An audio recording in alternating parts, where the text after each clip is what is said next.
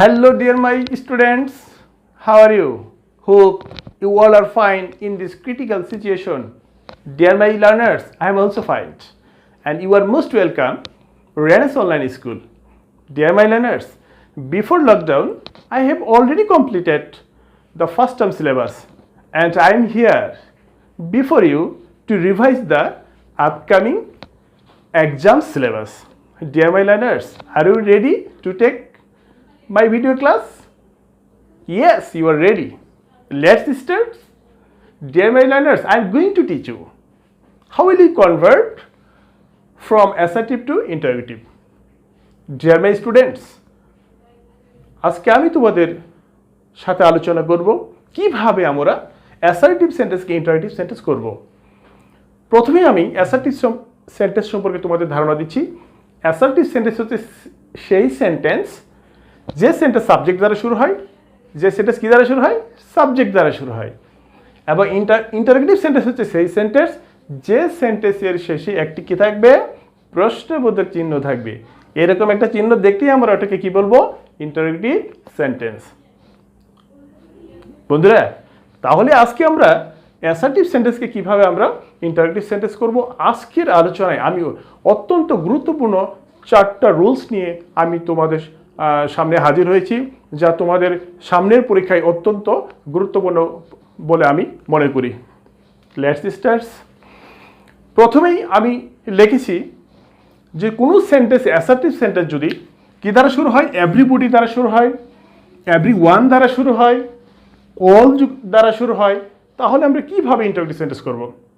আমি আবার বলছি, যদি কোনো অ্যাসার্টিভ সেন্টেন্স কী দ্বারা শুরু হয়, এভরিবডি দ্বারা শুরু হয়, এভরিওয়ান দ্বারা শুরু হয়, অল দ্বারা শুরু হয়, সেই সেন্টেন্সটাকে আমরা কিভাবে ইন্টারোগেটিভ করব, সেই স্ট্রাকচারটা আমি এখানে ডিয়ার মাই স্টুডেন্টস আমি লিখেছি। প্রথমেই আমরা এই ধরনের ওয়ার্ডগুলোকে কি করে দেব, উঠিয়ে দিয়ে আমরা কি করে লিখবো, একটা হু লিখবো।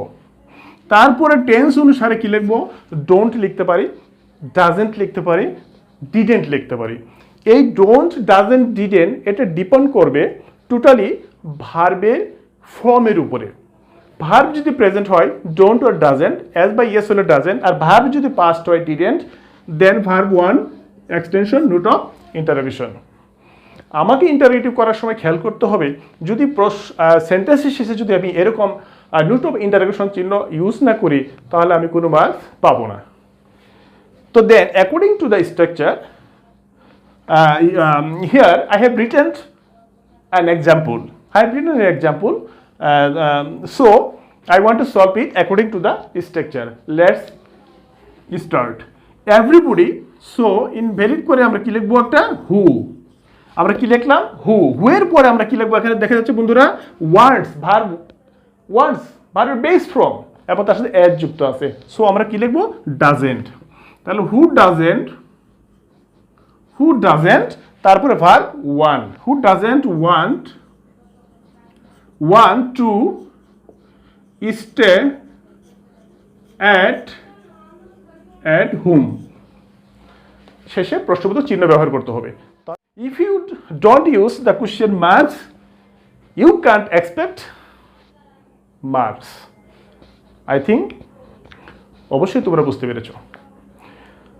তো ডিয়ার মাই স্টুডেন্ট, এই হলো এভরিবডি, এভরিওয়ান, অলযুক্ত সেন্টেন্সকে আমরা কিভাবে ইন্টারোগেটিভ সেন্টেন্স করব। অত্যন্ত গুরুত্বপূর্ণ একটা রুলস তোমাদের সামনে পরীক্ষার জন্য।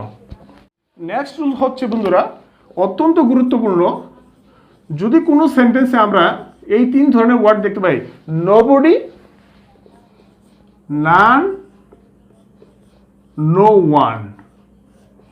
যদি কোনো অ্যাসার্টিভ সেন্টেন্স আমরা কি দেখতে পাই, নোবডি দেখতে পাই, নান দেখতে পাই, নো ওয়ান দেখতে পাই, তাহলে আমরা কিভাবে ইন্টারোগেটিভ করব। তাহলে ডিয়ার মাই স্টুডেন্টস, এদেরকে আমরা ইনহেরিট করে দিয়ে শুরুতে আমরা কি লিখবো, একটা হু লিখবো। তারপরে আমরা কি করব, ওই সেন্টেন্সের বাকি অংশ লিখবো, এক্সটেনশন লিখবো, এক্সট্রা পার্ট লিখবো, then I have to use note of interrogation. অর্থাৎ who, extension, extra part of the sentence, and শেষে কি করব, কোশ্চেন মার্ক দিব। তো come to the example according to the structure. nobody will nobody will solve the problem. Nobody will solve the problem. এই সমস্যাটির সমাধান কেউ করতে পারবে না। Nobody, কেউ পারবে না।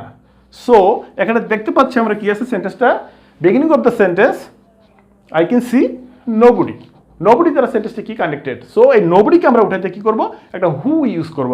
দেন I have to use the next part of the sentence, and then at the end of the sentence I have to use note of interrogation.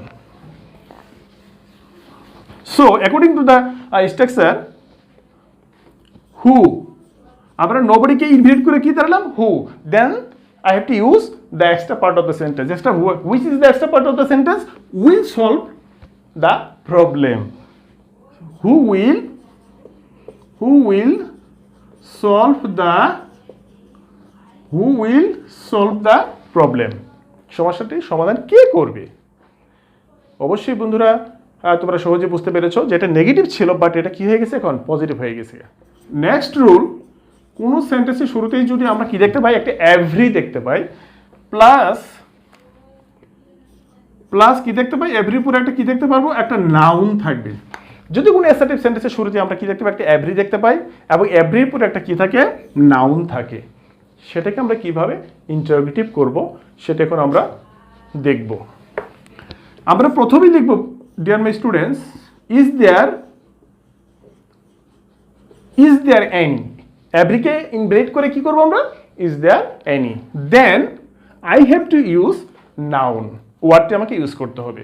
So আমরা কি লিখবো এখানে, noun. Then I can use who, সরাসরি আমরা কি করব, doesn't লিখব, সরাসরি হু ডাজেন্ট হবে এখানে, who doesn't plus verb one, next part of the sentence and question mark. Deer my students, আমি আবার বলতেছি, যদি কোনো সেন্টেন্সের শুরুতে কি থাকে, এভরি থাকে, এরপর একটা নাউন থাকে, তাহলে আমরা কিভাবে ইন্টারোগেটিভ করব, আমরা প্রথমে কি করব, এই এভরিকে উঠাই আমরা কি করব, is there any. Then I have to use noun word. Then who doesn't, সরাসরি হু ডাজেন্ট, ও ডিডেন্ট হবে না, ও ডোন্ট হবে না, হু ডাজেন্ট সরাসরি।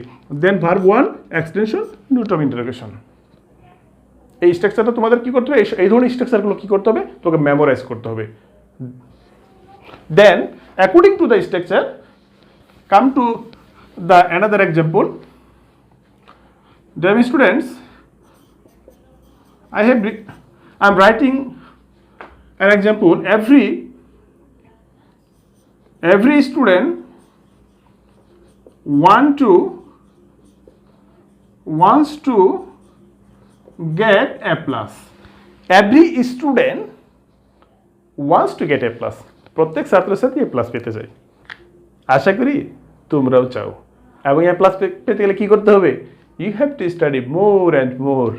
I think you will study more and more.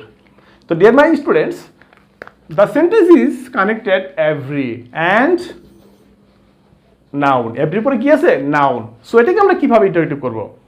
According to the structure. আমি structure এখানে দিয়েছি। প্রথমে আমরা কি লিখব ডিয়ার মাই স্টুডেন্টস? প্রথমে আমরা লিখব is there any. এই এভরিকে আমরা কি করে দিলাম, উঠিয়ে দিয়ে লিখলাম is there any. Then noun word student. Then who doesn't.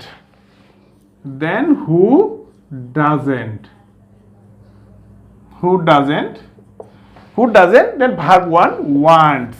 s উঠে যাবে কারণ আমরা doesn't ইউজ করেছি। তাহলে কি দাঁড়াচ্ছে, is there any student, এমন কি কোনো ছাত্রছাত্রী আছে who doesn't want to get A plus, এবং কি কোনো ছাত্রছাত্রী আছে যে A plus পেতে চায় না। So I have to use the question mark. Never is equal to ever. Nothing equal to anything. যদি কোনো অ্যাসার্টিভ সেন্টেন্সে আমরা এই দুই ধরনের ওয়ার্ড দেখতে পাই, নেভার এটা নাবোধক শব্দ, আমি আগে বলেছি যে অ্যাসার্টিভ সেন্টেন্স নাবোধক হলে বৈশিষ্ট্য হলে ইন্টারেক্টিভ সেন্টেন্স করার, যে নাবোধক হলে হ্যাবোধক করে ইন্টারেক্টিভ করতে হবে, আর হ্যাবোধক হলে নাবোধক করে ইন্টারেক্টিভ করতে হবে। সো নেভার থাকলে এভার করতে হবে, নাথিং থাকলে এনিথিং করতে হবে। According to the structure, come to an example.